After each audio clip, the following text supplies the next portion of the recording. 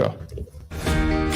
We're Hassani and Danielle Pettiford, and we're a real couple with real problems who almost called it quits. I was very frustrated. I became very disconnected, very jaded and cold. We have 4 children, going on 20 years of marriage, and we practice what we preach.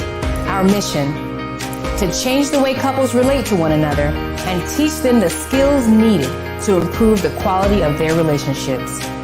This is the Couples Academy Show. Well, all right. Welcome to the Couples Academy Show. My name is Hassani. And I'm Danielle. And if you don't know, this is Friday. And Friday is Relationship Q&A. And that means we are here to answer all of your questions. But we're still in part 4 of our series, How to Survive a D- Marriage. Now, we've been talking all week. We're in part 4. We've been giving you signs. We've been giving you all types of things to kind of assess your relationship. But today, we're going to give you steps on how to survive it. Right? So we know what we were here to discuss. We're here to discuss the how, right? Because if you have a how and a strong why, you can make it. Absolutely. Do you want to tell the people where we're at, y'all? We are at the Audacity of Marriage Conference. It is phenomenal. We're here in Atlanta, Georgia. Everybody say hello to the audience. Come on, we can. These people are wild and rowdy. It's so hard to calm them down. It's out of control. So, guys, we're going to be taking questions from the audience today, and I want to make sure that you guys are heard because it is Q&A Friday as well. So drop your questions in there. Don't forget, like, share, and subscribe. Hit that notification bell so that you do not miss a show. And we're going to jump right into the topic. Now, listen, many of you are looking to transform your relationship, and oftentimes you're inspired by the journey that other people have taken. And so this morning, we want to start off with a quick testimonial of a couple who recently came to the retreat center. They were going through challenges in their relationship, and they decided to do something different. They decided to invest in their future by investing in their marriage. We're going to go to them right now. Check out this quick video testimonial, and then we'll get started. Hello, I'm Dr. Charles Rogers. I'm Dr. Tiana. And we bring you greetings from Salt Lake City, Utah. Our marriage was on the way to hell in a basket soaked in gasoline, kerosene, any type of gas to make something burn up faster. And so we felt that it was key to do something about it right now. So we did our research because we're both being doctors. I did even some more research. I did some cost benefit analysis because I am very financially responsible. And, we connected with, the Couples Academy. To provide a little bit more context. So before we ended up working with Couples Academy for this weekend intensive, we were separated, living in separate homes, and we've been working with a few other coaches and counselors trying to just resolve the issues that we were struggling to find common ground around. And so we just were ready for the next step, but we weren't sure. We had the what, but we weren't sure of the how. And so it was extremely, I don't want to say risky, but that's how it felt, to reach out and say, we need some help and we need to humble ourselves as the experts and allow someone who has been through this and who has walked other couples through it to guide us in this process. I feel like at the end of the 3 days, which definitely felt like 3 weeks, we are able to walk away not only with skills, but with tools and resources and actionable next steps. It's a relief to have a resource like Couples Academy to be able to help you consider other alternatives, right? Because we come from honestly a history of broken marriages and divorces, and when things were happening or getting complicated, people chose to walk away. And I feel like even today, with cancel culture, it's like, if this gets difficult or this gets hard, I'm checking out, all right? And so I feel like Couples Academy allows you to say, okay, I know that I don't want a divorce, but I also know that I don't want to continue in this the way that it is going. And so they really help to kind of provide that third option of like, there's another way. But I would add that if you don't have our story, and your story is a little different in terms of like you thinking, you want a divorce. Yeah. I would highly recommend at least this being your last step. This should at least be your last step before you make this final decision. I'll conclude by saying that good is the enemy of great, and if you want to really truly take your marriage from good to great, then holler at my people. couplesacademy.org.com. They can clarify. I'm pretty sure it's down here. Thank you. Peace. Yes. Welcome back, guys. You're watching the Couples Academy show. Again, make sure you like, share, and subscribe. Hassani, talk to them a little bit about that couple and the experience that they had at the intensive. Yeah, so this was an amazing couple that they were in pain. They experienced an affair and did not know how to make it out. And I think what was great about what he said was, we're doctors. And oftentimes, the more educated you are, you figure, well, I can figure this out. You think you know it all. This work. You think you know. But success and strength in one area doesn't necessarily mean that you're successful in other areas. Absolutely. And they realize, even with our degrees and our certifications and all of our experience and our years in doing this, there are other areas in our life that we need to submit to someone else who has expertise in things that we don't. And they were both open. They put their titles down, they put their positions down, because at the end of the day, when you go home and turn those lights off, none of that matters. It only matters when you leave the house for other people. But I don't care if you're a doctor, I don't care if you're certified, I don't care if you have degrees, and it doesn't matter. How do you treat me? How do you love me? And because we were able to dig in deep, they experienced a tremendous transformation. They were actually separated at the time, living in two separate households. And what I love is that they came out moving in together. They broke leases, they set up arrangements, they purchased the property that was put on pause because of the affair, but they were able to resolve all of their issues, find healing, found restoration, and now they're living in the same home. And we contact them weekly, and they're doing phenomenally well. So it's hope and inspiration to other people who are going through challenges that no matter what you're going through, because other people have done it, you can do it too. Absolutely. Wow, that's powerful. All right, guys, we're talking about how to survive a D- marriage. We've been hitting signs and asking you to rate yourself, but today we're going to talk about some of the things that you can do to survive it. And so we're just going to go right into it. Number one, the common reasons that people stay in unhappy marriages, number one. Now, no matter how bad it is, no matter what you're going through, these are the common signs. Number one, you got to stay for the kids. Yes, absolutely. Our kids are too young. I think it would be such a disruption to their lives. Right. I don't know how they will function. When we were going through, I remember that was a thought. I never spoke it, but I thought, okay, they're babies. I got 15 years, 16 years here. I think I only had 2 at the time. I don't want them to lose their father. So what I'll do is I'll just stick through, well, you do you, I'll do me, because I want these kids to have a father. Not necessarily a great reason to stay. It's a reason, and we say this all the time. If all you have are the children for your reason to stay, I'll take that all day long, because I could take that one reason and add on to it so that you have legitimate reasons to connect with your spouse and have a better relationship. Number 2, fear of financial insecurity. The fact is so many people are not ready. They're not prepared. They don't have their own resources. And there they feel, in essence, trapped to be in this situation, because if they leave, they're destitute, they're on the street, they're homeless. And that's a real situation. And there is a flip side to that, because if you think about it, there are some that will say, well, I'll just stay for the finances, right? So it's not necessarily I'm staying for you. It's not necessarily I'm staying to fix this relationship, but I have security, right? I can go and I can do some shopping. I know there's always going to be a roof over my head. However, if you are, taking that on and letting go of everything that has to do with the relationship, and you're not interested in building that, now you're still stuck in a D- relationship. You can't move forward without some work in the relationship. Because you're staying in it for other reasons other than your spouse. So you'll never go from D- to D+, to C to B to A. Because it's about the money at this point. It's about the money. Another reason, not wanting to be alone. That's a real situation. If you've been married for 5 years, 10 years, 20 years, you're used to companionship on some level. You're used to partnership on some level. And to start all over again, that is a hard pill to swallow for a lot of people. And that's the reason why they may stay.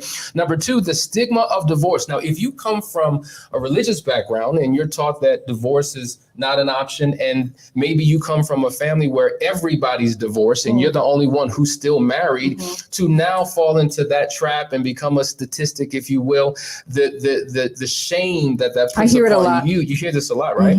And so I will stay in a bad situation so that I look good for other people. Or I just don't want to fall into the stigma. I don't want to be a statistic in my family. I hear it mostly from women. I don't know if you hear it from men, but a lot of my clients are staying because generations of women have been divorced. There are no married couples in their family, and they just don't want to keep repeating that. And most men that I know don't want divorce anyway. Most men don't want divorce because of all it's the us. other things. We're the ones bailing shit first, right? Is it us? Well, Racing down the runway? 70 to 90. First of all, women are the ones who initiate marriage, right? We pop the question, we get on one knee, but usually it's a woman who has the idea. When are we going to get married? When we're going to start a family? When are you going to make an honest, quote unquote, woman out of me? We need to get married, right? But then who initiates the divorce? 70 to 97% of divorces are initiated by women. Yeah. And so it speaks to the lack of preparation that both of us have coming in. Most of us do marriage wrong because we've been handed a script from mom and dad that did not make sense. We've been looking at society. We look at what marriage is supposed to be in media. We're surrounded by people who are broke, busted, disgusted, struggling to have their marriage. And so we're mirroring what is being modeled for us. And then we wonder why it doesn't work in our own relationships. And so as a result, we divorce. Wow. The next reason, wanting to avoid the hassle. I mean, I guess that speaks to starting all over again in the struggle and the challenge of that. And these are the reasons why people often stay in these relationships. But if that is your reason, the question is, what are you doing about it? Because just being we're not interested in saving your marriage, folks. I need you to hear that. We are not interested in saving your marriage. That's not our goal. That's a low-level goal. How many people do you know who are married and miserable? So just to keep you trapped in the same situation, save your money and your time. Saving your marriage is a step in the journey. The final destination is fulfillment within your marriage, right? So it's not just about the marriage, but it's about the relationship within the marriage. Because you could be married and have no relationship, but if you have a strong relationship, you want to stay married. Anyway, you're watching the Couples Academy show. We'll be right back right after this break, and we want to hear your questions. It's Q&A Friday, so if you have questions, drop them in, and we will get to them. And I got a letter to read. I got a letter early this morning. We got to check this out. We'll be right back, guys.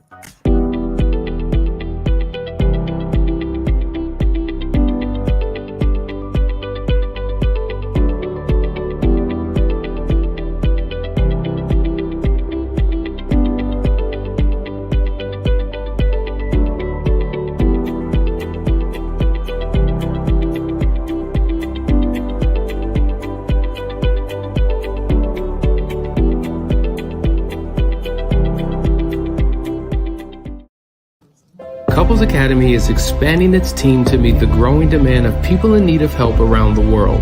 So if you're a trained, licensed, or certified expert in marriage enrichment, infidelity recovery, sex therapy, life coaching, cognitive behavioral therapy, divorce mediation, financial coaching, or family therapy, contact us today.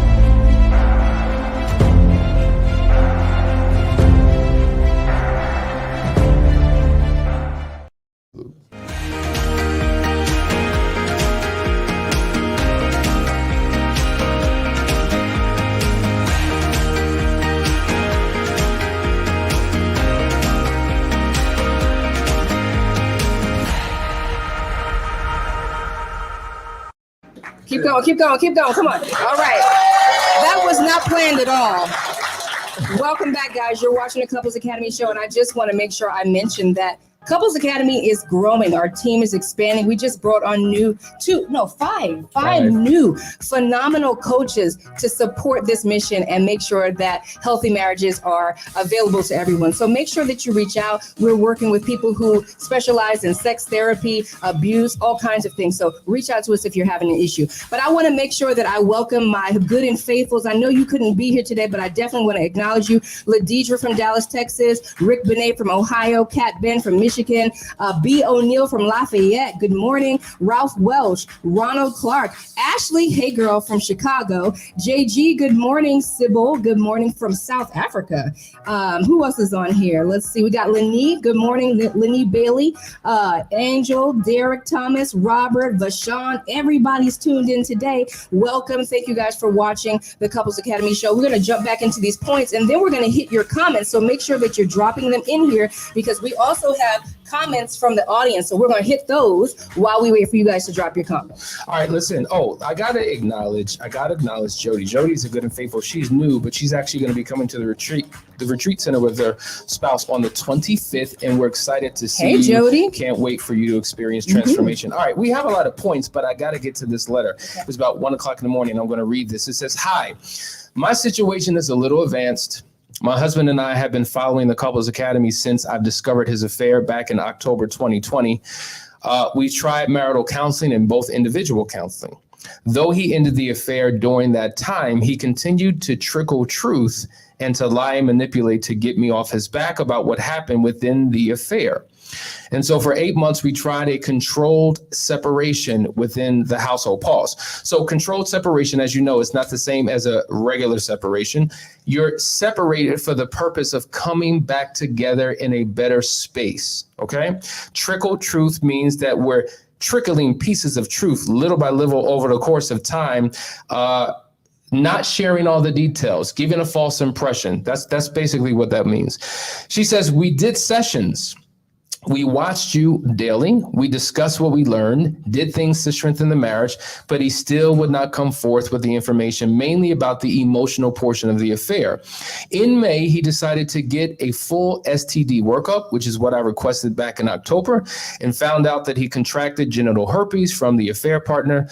I soon after tested positive for genital and oral. We are now legally separated, and he has now decided to come clean about everything about the affair and wanted to seriously put in the work. He thought I would never go as far as to leave him because we have 2 small children. I love my husband, and a small part of me wants to believe in him when he says that he wants to make it work. But because of the damage that has been done and the disease that is now present, trust will forever be an issue, and the scar of the infidelity will always be a reminder. Is this marriage salvageable, or should we just work on repairing the relationship for co-parenting aspects? I never knew that I could love and hate someone at the same time. Powerful letter. It is a powerful letter. The reality is, when I read that, even though there are consequences to affairs, and we know that a consequence can be an STD, a consequence can be a child out of wedlock, a consequence in some rare cases can be the death of someone. We've seen that. We worked with that before. There are all types of consequences. But as I dig into the letter, because I read it a few times, what hurts her the most is the fact that he's still not honest. That's what hurts her the most. And what we have found out is that oftentimes, as damaging as what was done, what hurts even more is the fact that you've denied me the truth for so long. So the need for transparency is so critically important. It's such a need. I literally was talking about this last night, that there are many of my clients will say that it wasn't the affair. Sometimes there's a child birthed out of this. It wasn't that. It was the fact that, and it wasn't even the lies that happened all the way up to the affair. It's the fact that after I caught you, after it all came out, you still denied me the right of truth and transparency, because I'm still here. And I think that's what people miss a lot, is that your spouse is still here after the wounds, after the hurt, right? But still they require, it's not even a want, they require, in order to get to a whole place, your 100% transparency. That's a huge thing for people. You know what's deep? I remember in one of our men's groups, someone saying something so powerful. He was just like, listen, our wives, they're not looking for a reason to leave. I mean, we've given them plenty of reasons to leave. What they're looking for is a reason to stay. One reason. Give me a reason to stay. Give me a reason to fight. You know, I talk about this all the time with women, how we have a measure of grace that has been given to us to overcome. Women are strong and men are strong too, but our strength is different. We have an internal strength that can bear a lot of emotional struggle and pain. And so when it comes to standing by your side, All we need is a reason. When our umbrella of grace is extended, we're holding this umbrella up and it's carrying the weight of everything that's falling on it. It's carrying you, it's carrying me, it's carrying the children, right? When that umbrella has too much weight and collapses, we really don't know when it's going to happen. It just happens. And that's where that saying comes from. When a woman's fed up, there ain't nothing you can do about it, because it's real. The grace is there until it's not. And we don't know when it's not. And that's why we're like telling you, guys, girls, do the right thing by your spouse. Do the right thing, because you don't know when they have had enough and there's nothing you can do. And Hassani, how often is it that we have men reaching out when the wife has packed up, moved out, it's been 6 months, she's got a restraining order, and now he sees the light. Yeah. And he wants to turn around. 97% of the time, men too late, the contact grace us is gone. when she's already gone or 1 foot out of the door and trying to keep her from leaving. It's just like, well, why'd you wait so long? And the reason is men and women are motivated by two different things. We say this all the time. Women are motivated by the hope of a future gain, the possibility that things can get better. They're looking at the potential of what the relationship can be. Men are motivated by the fear of loss. Yes. So once we feel like, oh my God, I may actually lose you, then we're scrambling and trying to figure everything out. Now, I will say this, a lot of times women question the sincerity in the husband when she's ready to leave. And I'm telling you, women, 9 times out of 10, when he's ready to shift and change and willing to do whatever it takes, trust the sincerity. It is real, because life without you, generally speaking, is something that we do not want. And we've seen legitimate change and transformation happen in men. And I know that you're doubting and you're looking through a skeptical lens and you're questioning it, but a lot of times that's when the real transformation happens. That's real. Man, this is going by so quick. Going by fast. We have another break. We'll be right back. But what we're going to do, we're going to extend this and come back and listen, there's so many points we could talk about. We got so many questions to cover, and they're coming in here as well. We're going to get these questions. We're going to extend it. So stay with us. We'll be right back after this quick break. Okay.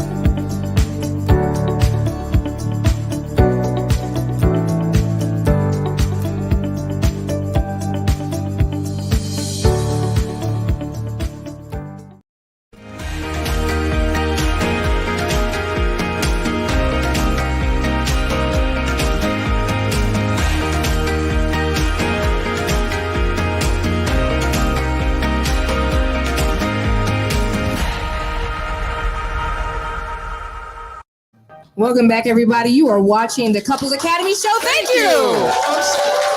Oh my God! Somebody playing that. Do I have to pay you dollars or something? What's going on? Listen, guys, you just saw a commercial about the Moving Forward program. It's our comprehensive 6-month program where we bring a community of support around you. The platform comes with 6 modules. There are weekly calls. There are sessions. There are intensives, of which these wonderful people are participating in right now. Not intensives, but retreats and intensives. I want you to check this out. There's a lot more to learn about it. Reach out to us if you are in a situation, need some support, and just don't want to do marriage alone. There is a community out there who is hell-bent, heaven-bent on making sure that marriages stay one of the most important foundations in God's eyes, okay? Now, we're going to step into these questions and comments. I have a comment here from Kate Ban. I'm going to bring that up. It says, truth factor, I learned of more and more lies and affairs after discovery of an internet affair. The years of lies and betrayals hurt even more. And that is very true, because when we have trickled truth, where the truth is trickled out over time, all of it just sounds like a lie. And that is the point why we go through the full disclosure. That means fully disclosure, unearth everything, dig deep, dig it up, look at all the issues, deal with it and bury it. But if you are trickling out truths and years later, something else comes out and then you're always looking for the foot to drop. We have to get to the point where we are being fully transparent and telling the whole truth and nothing but the truth. And if that requires going through another discovery or what we call full disclosure phase in a safe environment, and you bring somebody else into that conversation that can help navigate that conversation, it's worth doing. Because outside of that, even when and that's the deal. It's just like the boy who cried wolf, right? He kept crying real quick, but when the wolf really came, nobody believed him. And so we have to create a safe environment with proper rules of engagement to engage in a healthy conversation for it all to come out. And then trust isn't a switch that you turn on and turn off. You lose it like that, but to regain it, it's like a dimmer that increases over the course of time through your consistency. Okay, we got a question for you. D'Angelo says, question for Hassani. As we know, men communicate much differently sometimes than women. Men are more guarded with their feelings, especially when it comes to marital related issues. But how would you suggest counseling for a brother who you see on the brink of losing their marriage? Okay, so how would I suggest counseling for a brother on the brink of losing his marriage? Somebody who's guarded and really has a hard time expressing their feelings. Get counseling. I mean, what more? Do I have to motivate you? Do I have to give you 5 points and 12 reasons why? You know why you need it. Do it. Right. So I would suggest that you get with us, contact us at 678-200-8996 and try it. A lot of men do struggle with counseling because they feel that, you know what? First of all, men, we're solution oriented. We're fixers. Right. And a lot of times we feel like, well, we can do this on our own. We can figure this out. But we don't have the skill set, the knowledge. We're not capable of doing everything. Right. So to connect, I say this all the time. Every man needs a man. Right on. So I had a dad. I had a great upbringing, but I had one experience as a man that may be different than yours and different than yours and different than yours. And when we come together and I can glean from your experiences, I become more complete as a man. And so likewise, counseling with the right individual can give you what you need to help fill in the gaps, help fulfill the deficits that exist within you so you can be your best self. Yeah. And I have to say this, even though you didn't ask, but I got to say, because I talk to these wives a lot who are afraid that their husbands won't come to counseling. They don't want counseling. And I'm always saying that Hassani is like a man whisperer. He has this way of talking to men where they don't feel judged, they don't feel ridiculed, they feel understood. And so he opens them up. And I think that's a gift that you have. Not everybody has. I had one client who basically told me their last counselor pretty much got into a drag down argument fight with the husband about what he ain't doing and he's not a man because all the failures that he did. And that was just not the right approach. I said, give Hassani a chance. He has a whole other approach that will really resonate with your husband. So it's a gift that he has. And now our team, because we have an amazing staff of practitioners that will just blow your mind. We got another comment. This is kind of cut and dry. Should men watch porn? Well, Christian men. Christian, non-Christian? No. So let's talk about this, right? So the question is, why are you watching it? Right? Are you watching it as an alternative to what you should have? Are you watching it because you're not getting what you want in your relationship? Are you watching it because you want something more that's not being experienced in your relationship? We know that generally speaking, porn is nothing more than male fantasy. Okay. It's nothing more than typically a woman pleasing a man. And so after 20, 30 minutes of oral and then there's no romance, there's no intimacy, there's no foreplay. It's just what it is. And what that does is if you're watching it and that's a part of your normal diet, now you bring what you have put in your spirit into your bedroom and wonder why it doesn't work. Many have said that watching porn can make men lousy lovers because the needs of a woman are different than the needs of a man sexually, period, point blank. Men are physical in nature. Women, generally speaking, are more emotional. So you have to learn how to penetrate a woman's heart first in order to penetrate her body. And so therefore, it's critically important that you learn the right way to engage in sexual intimacy. And porn cannot do it for you. It is a setup for failure if that becomes a part of your diet. So Christian or not, it just does not serve you. And it creates insecurity in your spouse. So now, so that's what you like? Okay. So I'm the opposite of that. So that's what you really want. So now she feels less of a woman. We've seen many women now clothe themselves when they engage in intimacy because there's insecurities that have been birthed. Because in porn, everything's perfect, right? There's no stank breath in porn. There's no nappy hair in porn. There are no stretch marks in porn. Everything is perfect. Then you bring this perfect expectation into your bedroom that cannot be fulfilled and wonder why things aren't working the way they should work. Wow. I'm going to jump to a question on one of these cards here. It says, how do you get your spouse to let you know what you're doing right or wrong? I feel as I do show up, but if she doesn't let me know what she needs or how she needs it, then I can't show up in a productive way. So the question is, how do I get my spouse to let me know what I'm doing right or wrong? Yeah, I think, and you could weigh in on this also. I think it all goes back to learning how to effectively communicate. Now, we know that the top 5 issues that most couples struggle with are communication, sex, finances, parenting, and in-laws. But at the foundation of it all, it's still communication. And because walls are up, defenses are up, I'm not willing to be vulnerable and honest because maybe when I was brutally honest and didn't know how to be responsible in my honesty, and you shut down and now you in your feelings, and we just keep missing the mark. And the reality is, if I can't have conversations with you, I begin to have internal conversations with myself. And what I'm telling myself is certainly not helping our situation. And once I get tired of having conversations with myself, now I'm going to start having conversations with other people. And that further compromises everything. So we've got to get better with communicating and becoming emotionally naked with each other to deal with hard truths and to have courageous conversations. Absolutely. And I would add to that just creating a safe space to have these conversations, because we all have different communication styles, right? So I grew up in a house full of boys. I'm loud. When I'm mad, I'm louder. And so that means that I'm yelling, and he's not good with that. And so what we've done is we have sat down and actually given each other permission to call things out and do a reset. See, there are rules of engagement. There are rules to arguing. And if you want to have a productive conversation, then you have to abide by the rules. So you know when you're getting heated. You know, there's a thermometer in all of us, right? And that thing goes from from green to yellow to red. And right when you're in yellow is the time to turn around. Once you get to red, it's over. Everybody's seeing red. You can't communicate. You're in shutdown mode. And when that happens, you take some time away and calm down. But while you're in the yellow mode, that's when you say to your spouse, hey, listen, can we dial this down? Okay, I'm acknowledging certain things that you're doing that we agreed we wouldn't do. It's really about setting up those rules of engagement. Because if you don't tone down, I'm going to tune out. Right. And I need to be able to tell you what you're doing wrong, but I also need to be able to say when you're doing something right. It can't be one-sided, right? Like all the things that I say to you shouldn't be all the negatives. So that's what it sounds like. This person wants to just be acknowledged for good and for wrong. Absolutely. Okay. Next question here. This is kind of similar. How do you resolve a heated argument between you and your spouse and not lose the cause of what the argument is about? Good question. So here's the deal. We say this all the time. Never share your feelings when you're in your feelings. If I'm yelling and screaming and spitting and slobbering, that's an emotional experience. And how can you have a logical conversation when you are being emotional? When you're emotional and in your feelings, you don't care about the rules.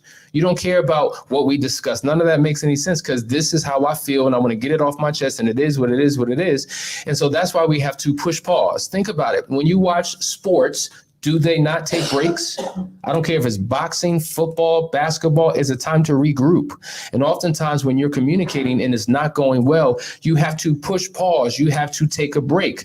Now, maybe for you, you need to go for a walk, calm down, come back and re-engage. So you need 10 minutes. Maybe for you, it's an hour. Maybe for you, it's, listen, why don't we just come together at the end of the day and reconvene because I got to get things off my chest. Some of you can quickly course correct. Others of you hold on to that. And it takes you a little bit of time to get it out so that you can process it to re-engage in a conversation. And your spouse is your mirror, right? So if they see attitude, energy, all of that, you have to be open and receptive to what they're saying, because there's a difference between your message and the messaging. Your message is I love you. That's the message. Your messaging is just like, I love you. Right? So the word, I said it. I said, I love you. But how did I say it? The messaging got in the way of the message, and so therefore it's not received. So when you get it out of your feelings, you can have a healthier conversation. Yeah. Hey, I want to acknowledge Cheryl out there. I just need you to rewrite your question again. You've posted a couple times. Just rewrite it again so I can understand it. I'm going to answer your question. The next comment we have here is, what's the way to create boundaries between a couple to have self-time without causing friction? That sounds like a personality style kind of a question, right? Because some of us are homebodies and like to be in the house, and others want to have their autonomy. I'm autonomous. I like to go and do and be. So that's just a conversation about boundaries. What Hassani and I have done is we have scheduled this. I mean, we schedule everything, because if we don't, it won't get done. And what that does is it allows you to submit to something else other than what you want at the time, right? Because what we want is always fleeting. We want this at one moment, something else the next moment. But if we are abiding by a calendar that says, okay, this is my free time, this is when I get to do me, then it's on the calendar, it is done. There's another time slot where it's we time and it's on the calendar, so it gets done. So that's a way to avoid friction because it's already planned and everybody knows about it. And the reason why that's so important to schedule personal time as well as couple time, because if you're autonomous and typically like spending time by yourself, now I feel abandoned, I feel rejected because you haven't prioritized me. And now you want to be with your friends and you want to watch a TV show and you want to do your own thing. And I feel like it's competing for our time. So if we build time into the structure of what we're trying to do, all will work well. Listen, this is typically when we would end the show, but we're going to go a little bit longer because we have Q&As, we have a live audience. So we're going to address these questions here, but you can continue to post in the comments so we can read your questions as well. Okay, I got another question here. Trust issues, okay? Conversing with the opposite sex, whereas it's been, do I need to pause? Nope. Okay. Conversing with the opposite sex, whereas it's been asked to stop for years and it has never stopped. That's a problem. That's a problem. We talk about close call friendships. And one of the signs of a close call friendship is if there is a member of the opposite sex that you're connected with and I feel uncomfortable with it, I have a problem with it, then we need to have a conversation about that friend. What is that friendship about? How far back does that friend go? There's so many things that we've identified as friends. Think about it. I think one of the best books that I've ever read on affair recovery is by Shirley Glass. And the name of that book is Not Just Friends. And it talks about how 80% of all affairs are with a quote unquote friend, someone that you are familiar with, someone that you on some level know, whether I know her or know him because we work together, colleagues, whether we go to the same church and serve in ministry, whether I see this person at the gym 2-3 times a week, whether it's the person who bags my groceries in aisle 3 at the supermarket, whether it's the first person I just met 2 moments ago, and there's a connection there. These friendships oftentimes compromise the integrity of the relationship. So as a couple, you have to determine, do opposite sex friends work for us? And here's the principle. If it works for me and doesn't work for Danielle, it doesn't work for the marriage. If it works for Danielle and doesn't work for me, it doesn't work for the marriage. So are we operating by a relational code of conduct? Do we have a shared value system? If we do, opposite sex friends should never be a problem, because either if we have them, these are the rules, or if we choose not to have them, then it's just me and her. And if this is the primary relationship, no other relationship should ever compromise this, no matter who they are. Does that make sense? I agree 100%. Okay, we got a comment from Cheryl. Thank you for reposting that. She says, how can my significant other rebuild his trust with me if we are continually apart? How can he avoid people's opinion around him affect him staying with me? or around him, I suppose, staying with you? It's like a two-part question there, because it sounds like you're separated. I'm not sure if it is a controlled separation. My hunch is that it's not. But there should be rules to your separation to ensure that you are coming back together. And that's something that we would help you do. You don't want to separate on your own. I think it's one of the biggest mistakes couples make, is for somebody to abandon the household, leave that space and move away uncontrolled, no rules, no guidelines, no boundaries. Anything goes, right? And the fact that you had to part in the first place is an indication that there's hedges of protection down in your relationship. So the first thing I would say is that you need to get into a controlled separation. The second thing, it sounds like issues that he's dealing with around shame, right? Of the fact that you had an affair on him. He has shame around that truth, and he needs to get into some counseling to support him with that if he truly wants to move forward with the marriage. Great answer to that question. We have one more commercial break we're about to go to, and we're going to get into more questions. We have about 20 minutes or so to address the rest of them, and whatever we don't have time for, you just had to be here, folks. Yep. That's what the retreat here is for. There it is. So we'll be right back. See you in just a second.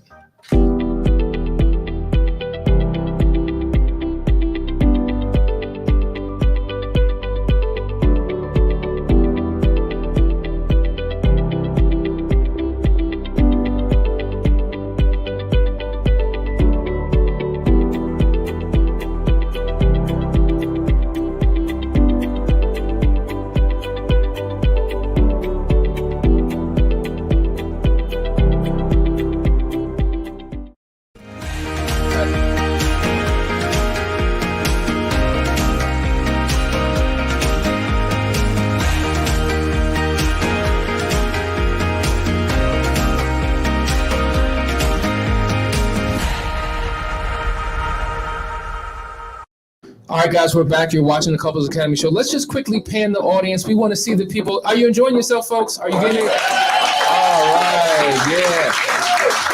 You know, we're coming out of a pandemic, so we made sure that we wanted to keep this retreat small and intimate, to be mindful of space and germs and all those different things. And people are very cautious. Many people have taken those tests. They have their vaccines. We're in a good place. So we're going to continue to enjoy. We're just getting started. Today is the day where we go hard in the paint, working on some relationship issues so that people come out of here free and whole and healed. But what we're going to do in this last break is go back to the questions, and whatever we don't finish, you just had to be here. Charmaine says, thanks for answering the question about porn. It makes much sense. Charmaine from Trinidad. Thank you, guys. We appreciate the fact that you continue to tune in from all over the world. All right, let's go to the questions. Okay. What do you do when you feel like your current situation feels like this is how you're spending the rest of your life? Nothing is changing. Life is too short.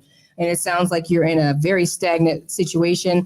Years ago, Hassani and I decided that we were going to make sure that we have a fresh and new marriage every year. And we're very intentional about that, because when you feel stagnant, it means that there's no growth.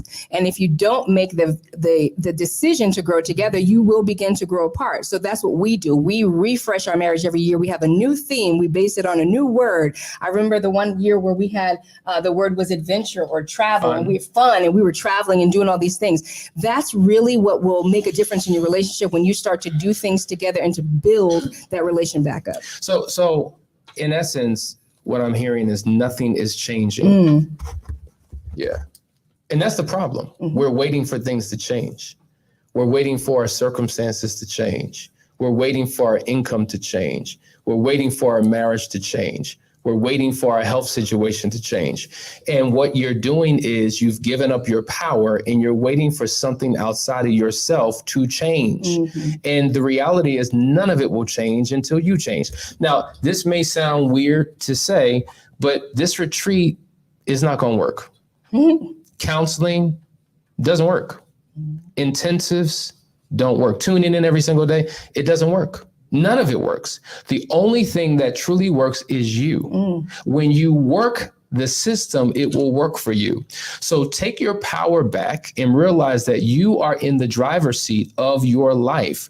And when you begin to make internal changes within you, your circumstances begin to change. You want to change your partner, but you can't. right? So you get frustrated that they ain't changing and they ain't doing nothing. They get frustrated because you're trying to demand them to do something that for whatever reason they're not doing.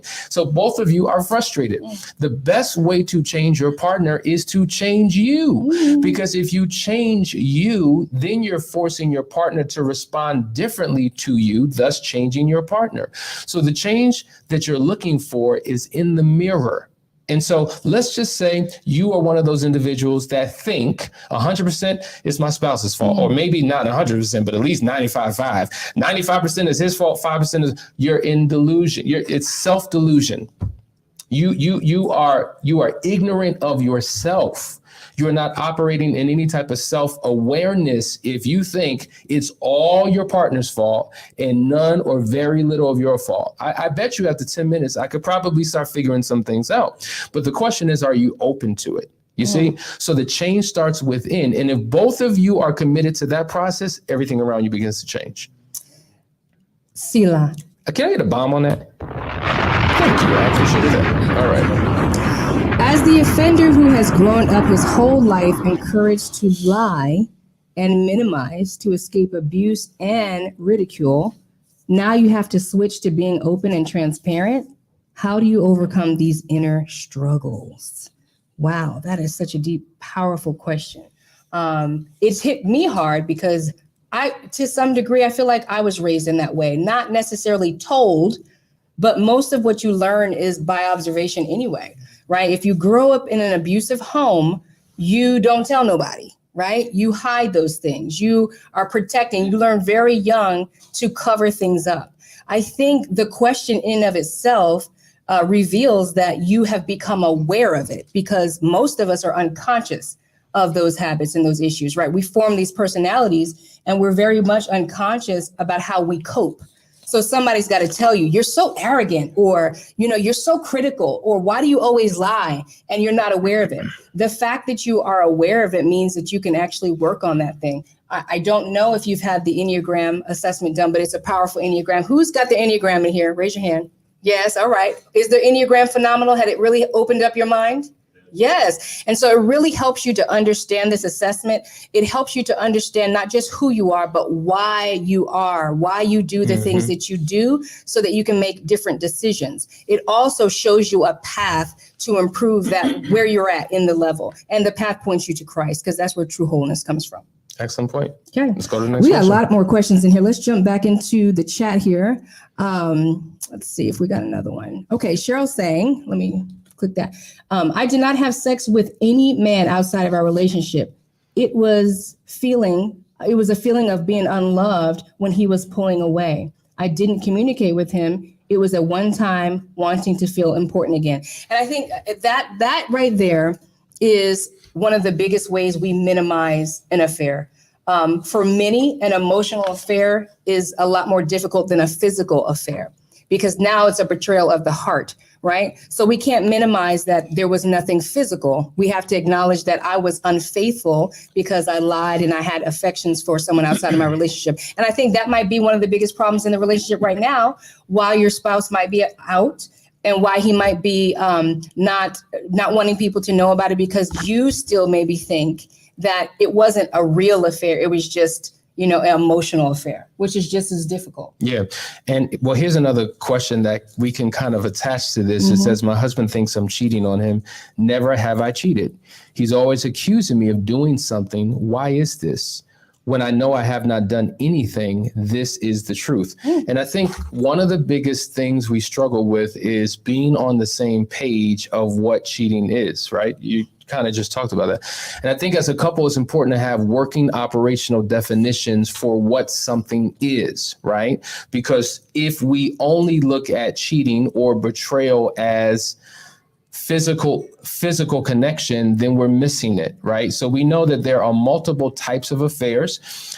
If you are giving your emotional energy, your sexual energy, your social energy to anyone else outside of your spouse, particularly a member of the opposite sex, that is a form of betrayal.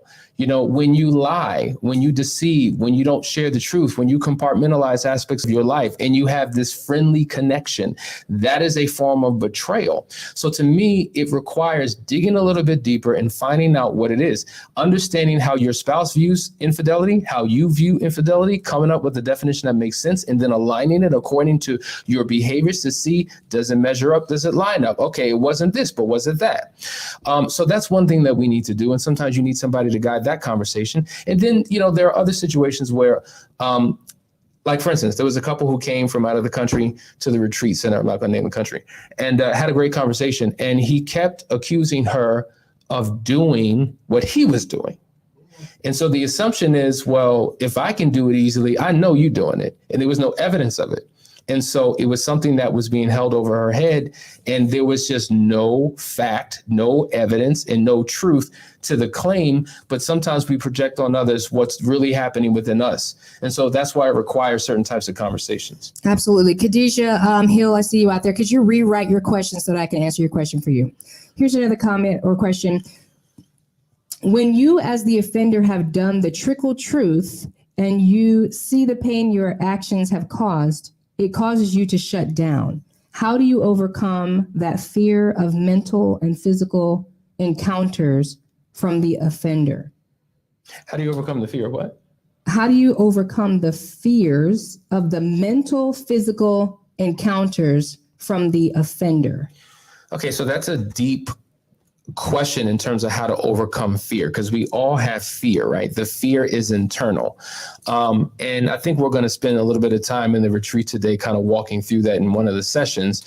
Some people have a fear of failure, fear of success, fear of rejection, fear of abandonment, fear of being hurt again. There's all types of fears. The question is, what do we do with that fear? I think a lot of times people are waiting for a feeling to go away before they do. Like, let's just course correct this for a second. So I know many people who are very, very, very, very accomplished and successful. And I know a lot of people who have just still can't get their whatever off the ground and they're struggling. Now, I have a mentor who told me, he said, all human beings struggle with two things: fear and insecurity. All of us. Is there anybody in this room who does not struggle with some type of fear or insecurity? I didn't think so. We all do. The difference is those who have succeeded in life have learned how to do it in spite of, rather than waiting for the fear to go away or the insecurity to go away. I have some very successful people that I know. And when I talk to them, they say, listen, I'm scared to death.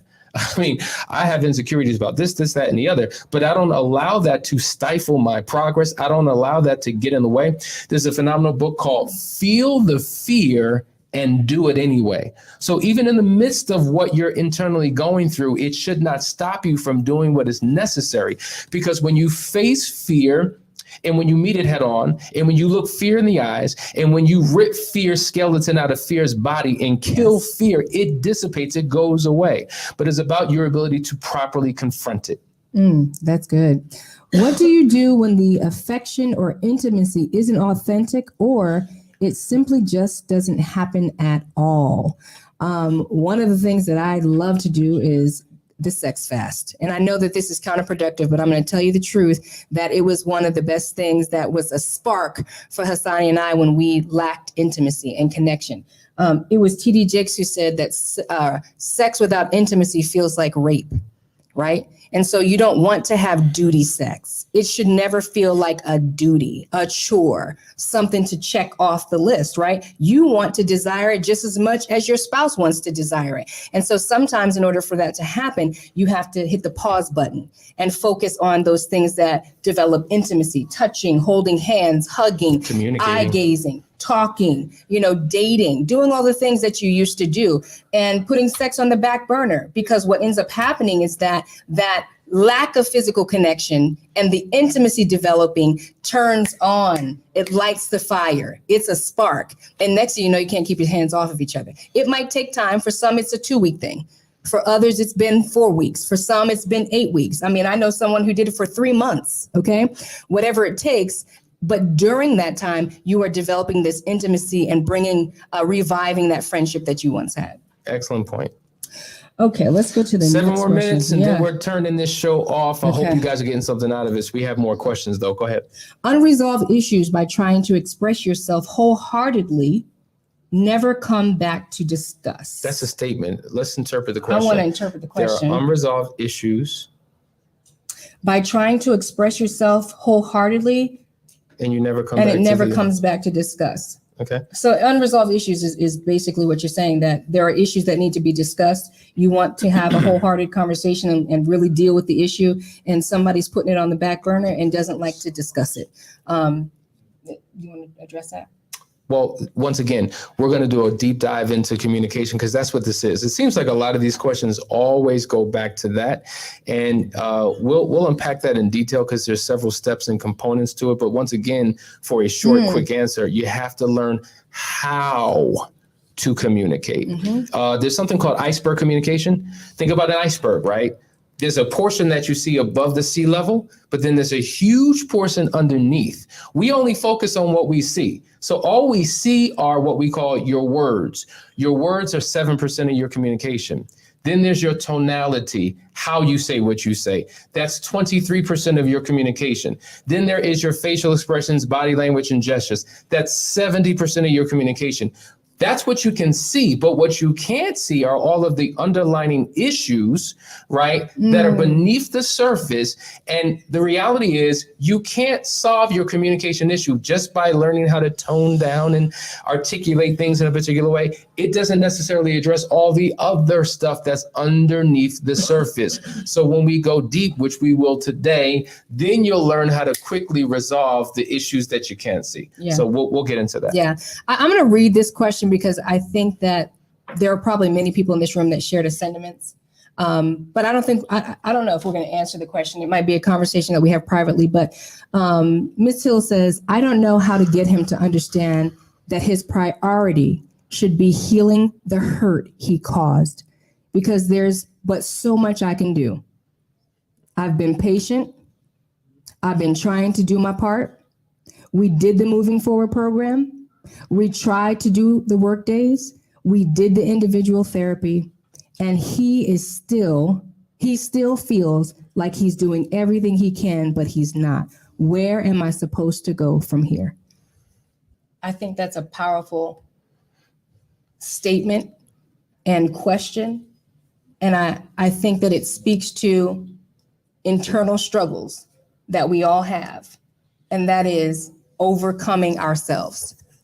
That's a struggle of, overcoming ourselves. Because when Hassani said it a few minutes ago, he said, none of this works. Counseling doesn't work, retreats don't work, intensives don't work. None of this works unless you work it. The issue is that you can't control your spouse. That's the issue. You can only control yourself. And so until you draw a circle, you need to insulate yourself while you still have the grace, what I was telling you about, while you still have the grace to wait on your partner. Because when it's gone, it's gone. I'm not saying God can't revive it, but when the grace is gone, you know it. While your partner still has the grace, you need to insulate yourself and pour into yourself everything you can read, listen to, and watch that nurtures your spirit and nurtures your weaknesses. But if you don't know your weaknesses, you need to discover what they are so that you can build a hedge of protection around you. I can't answer for you, Khadijah, what you can do about your spouse. I can only tell you what you can do for you, and that is to insulate you in everything that you need to nurture yourself while you're going through this journey. The word, you're a Christian, read your word, get books, listen to audio, surround yourself with people who have positive speak. Because at this point, it's about you protecting your heart so that you can move forward. And what a perfect segue, because all the points that we had today that we couldn't cover, we're actually going to cover it at the beginning of the week. And I think it answers your question in full detail. Because here's the deal. A lot of you who are not in happy marriages aren't necessarily ready to go. You're not ready to divorce. That's not what you even want to do. So what do you do in the in-between stage? how do you connect with someone who's still not showing up, or if you honestly haven't done all you need to do? We're going to walk through the details of that. It would be too much today, but trust me, we have a comprehensive approach that specifically addresses this issue, because this is something that a lot of us are dealing with. We hear this every single day, and we're going to give it to you next week. Call me, Khadijah. Just give me a call. Are we good? I think we're good. We're good. I hope you guys have been enjoying what you've heard here today. Great conversation, great Q&A. It is Friday. We want you to enjoy your weekend, whatever you have planned. Go out, connect, enjoy, sit down, watch the video again, get the best that you can out of it. But listen, till then, we will see you on Monday for another great episode. See you. Love you guys. Bye, guys. All right.